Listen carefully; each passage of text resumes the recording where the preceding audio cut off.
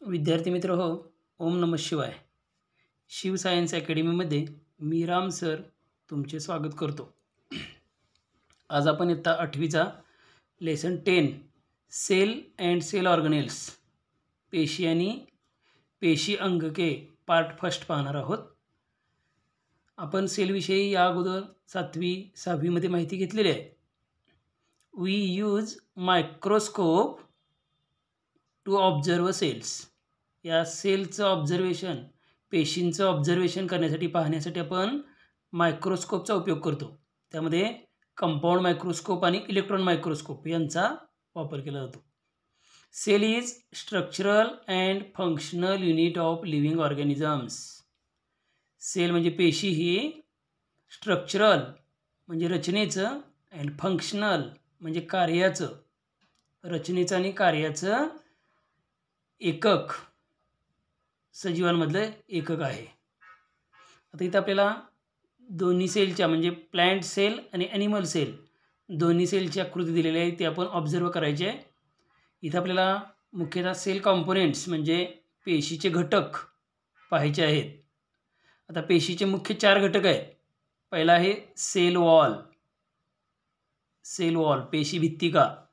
इथं पहिली जी plant sale आहे यामध्ये जे बाजूनं जे डार्क ब्लॅक रंगाची जी दाखवलेली आहे ती आहे cell wall. Only in plant cells. Cell wall फक्त प्लांट सेलमध्ये म्हणजे वनस्पती पेशींमध्ये असते. Made up of carbohydrates like cellulose and pectin.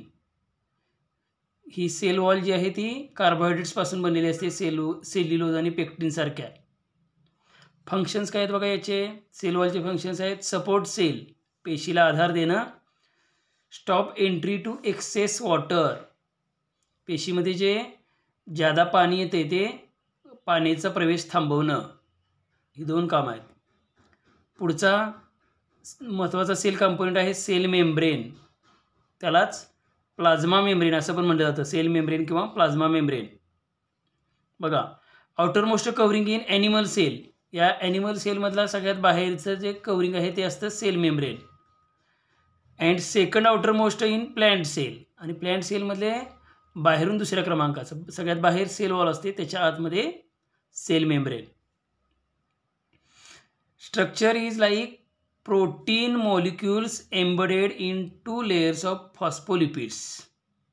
आता हे सेल मेम्ब्रेनचं जे स्ट्रक्चर आहे, रचना आहे ती काय असते तर 2 लेयर्स ऑफ फॉस्फोलिपिड्स, 2 थर असतात फॉस्फोलिपिड्सचे आणि त्याच्यामध्ये एम्बेडेड प्रोटीन्स असतात. या पद्धतीने त्याची रचना असते. पुढं पहा सेल मेम्ब्रेनविषयी पुढं माहिती आहे. It is selective permeable membrane. निवड क्षम पारपटल असं म्हटलं जातं त्याला.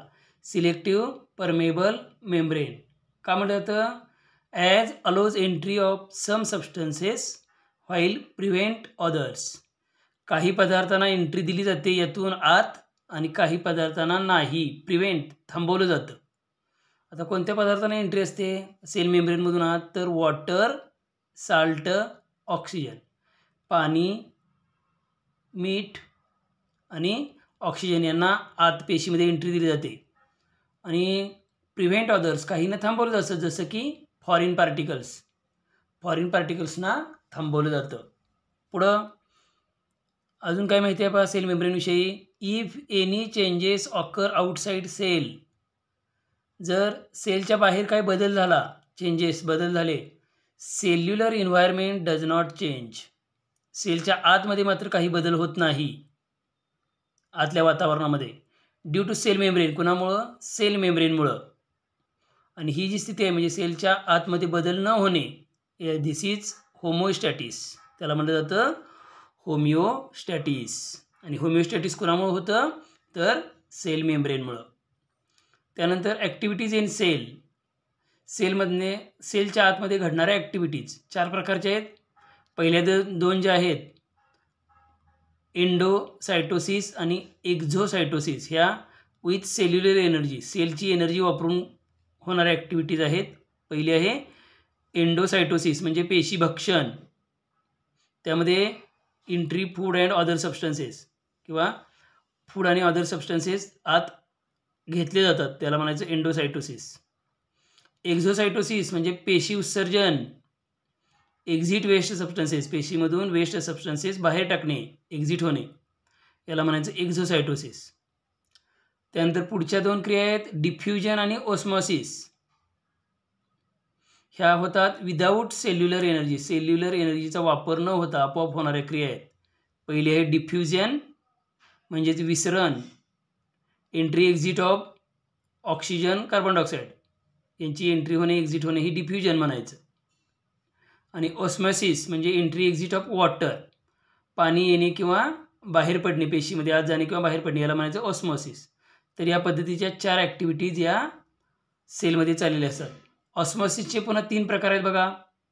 पहिला आहे आयसोटोनिक, म्हणजे सेलमध्ये आणि आउटसाईडला जर दोन्ही ठिकाणी समान पाणी असेल तर पाण्याची ये जा होत नाही, त्याला म्हणायचं आयसोटोनिक, समपरासरी.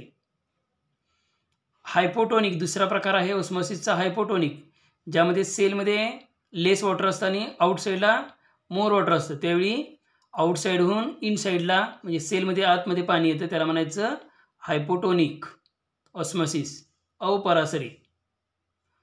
आणि हायपरटोनिक, हायपरटोनिक म्हणजे काय, ज्यावेळी सेलमध्ये जास्त पाणी असतं आणि आउटसाईडला कमी पाणी असतं तेव्हा सेलमधून बाहेर पाणी जातं आउटसाईडला, त्याला म्हणायचं हायपरटोनिक म्हणजे अतिपरासरी. तर या पद्धतीने ऑस्मॉसिसचे 3 प्रकार आहेत. इथं सेल मेम्ब्रेन हा दुसरा सेल कंपोनेंट झालेला आहे. त्यानंतर तिसरा सेल कंपोनेंट आहे सायटोप्लाझम. कोणता आहे? सायटोप्लाझम, पेशीद्रव्य. काय बघा, fluid between cell membrane and nucleus, जे सेल मेम्ब्रेन आहे आणि त्याच्या आतमध्ये असणारा न्यूक्लियस, या दोन्हींच्या मध्ये असणारा जो फ्लुइड आहे, द्रव आहे, त्याला म्हटलं जातं cytoplasm. It stores amino acids, glucose, vitamins etcetera. हे काय करत असतं तर सायटोप्लाझम हे अमायनो ॲसिडचा, ग्लुकोजचा आणि व्हिटॅमिनचा काय करत असतं, स्टोरेज, साठवणूक करण्याचं काम हे सायटोप्लाझम करतं. त्यानंतर आणि काय माहिती आहे पहा सायटोप्लाझमची.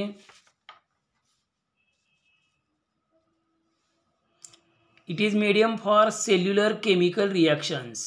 सायटोप्लाझम हे मीडियम म्हणून काम करतं. कशासाठी? सेल्युलर केमिकल रिॲक्शन्स, पेशीमध्ये चालणाऱ्या केमिकल रिॲक्शन्ससाठी. In animal cells it is more granular and dense.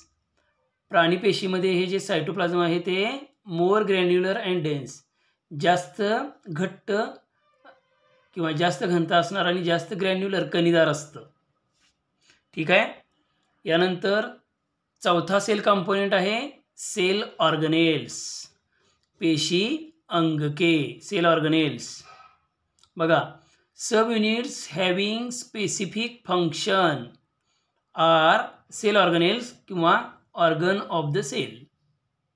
Sub units उपघटक, हॅव्हिंग स्पेसिफिक फंक्शन, ज्यांचं विशिष्ट असं काम असतं. सेलमध्ये असणारे जे आतमध्ये असणारे जे उपघटक आहेत ज्यांचं विशिष्ट कार्य असतं त्यांना म्हटलं जातं सेल ऑर्गनेल्स किंवा organ of the cell. Cell ऑर्गनेल्सचाच आपण या पाठामध्ये पुढे अभ्यास करणार आहोत. सेल ऑर्गनेलमधला पहिला सेल ऑर्गनेल आहे न्यूक्लियस म्हणजेच केंद्रक. इथं आपल्याला न्यूक्लियसची आकृती दाखवलेली आहे पहा. ऑब्झर्व करायची ही न्यूक्लियसची डायग्रॅम. बघा, nucleus it is covered bye a double layered membrane with small pores. हे जे न्यूक्लियस आहे त्याच्यावर डबल लेयर्ड, 2 पदरी, 2 थराचं मेम्ब्रेन आवरण असतं विथ स्मॉल पोअर्स, आणि त्याच्यावर लहान लहान काय असतात, स्मॉल पोअर्स, लहान लहान छिद्रे असतात. It has one round nucleolus. न्यूक्लियसच्या आतमध्ये हा जो रंगीत दिसतोय डार्क गुलाबी रंगाचा हा न्यूक्लिओलस आहे. केंद्रकी, केंद्रकाच्या आतमध्ये असणारी केंद्रकी. It has one round nucleolus and network of chromatin fibres. आणि बाजूनं काय आहे, क्रोमॅटिन फायबर्स म्हणजेच रंगसूत्रे किंवा रंगसूत्राचे धागे असतात. While cell division chromatin fibres forms chromosomes. Cell division म्हणजे पेशी विभाजनाच्या वेळी या क्रोमॅटिन फायबर्सपासून काय तयार होतात? क्रोमोसोम्स म्हणजे गुणसूत्रे तयार होतात. रंगसूत्रापासून गुणसूत्रे तयार होतात. Functional segments of chromosomes are called genes. आणि या क्रोमोसोम्सवरचे जे छोटे छोटे घटक आहेत त्यांना म्हटलं जातं जीन्स. ठीक आहे. यानंतर फंक्शन्स ऑफ न्यूक्लियस. न्यूक्लियसची कार्ये तुम्हाला पुस्तकामध्ये दिलेली आहेत बघा. पहिलं कार्य आहे it controls all metabolic activities of cell and also cell division. Cell division पेशी विभाजन आणि त्याचबरोबर इतर ज्या आतल्या पेशीच्या सगळ्या क्रिया आहेत त्याचं कंट्रोल करण्याचं काम न्यूक्लियस करतं. दुसरं फंक्शन आहे it is involved in the transmission of hereditary characters from parents to offspring. Parents म्हणजे पालक, पालकांच्या मधून ऑफस्प्रिंग त्यांच्या मुलांमध्ये जे गुणधर्म आहेत, जनुके आहेत, या जीन्स मार्फत जनुकांच्या मार्फत हे गुणधर्म ट्रान्सफर केले जातात किंवा पुढं पाठवले जातात. हे झालं न्यूक्लियसची 2 फंक्शन्स. इथं आपला पार्ट फर्स्ट संपलेला आहे.